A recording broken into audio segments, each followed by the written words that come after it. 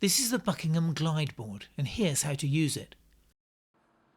Pick up your Glideboard and insert one end under your thigh, making sure both wings of the board are in contact with your wheelchair. The other end should be stable and positioned where you want to glide towards. As you slide yourself onto the Glideboard, make sure that your hand holds the seat in place by spreading your palm across both the board and the edge of the sliding seat. In this way you can be sure that your body is directly on top of the seat before you glide from your wheelchair.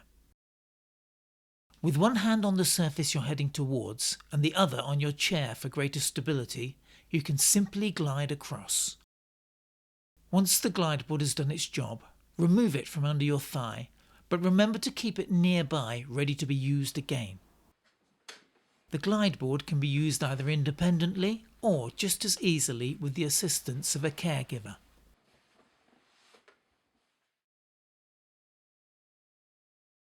The Glideboard has been designed to be used with a variety of wheelchairs and chairs. It's important that the wings at each end are best placed to fit around obstructions like wheels and armrests, ensuring maximum stability when transferring.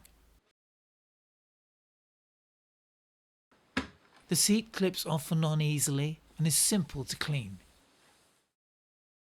Just make sure when clipping it back on that the curves on the seat and the end of the board line up.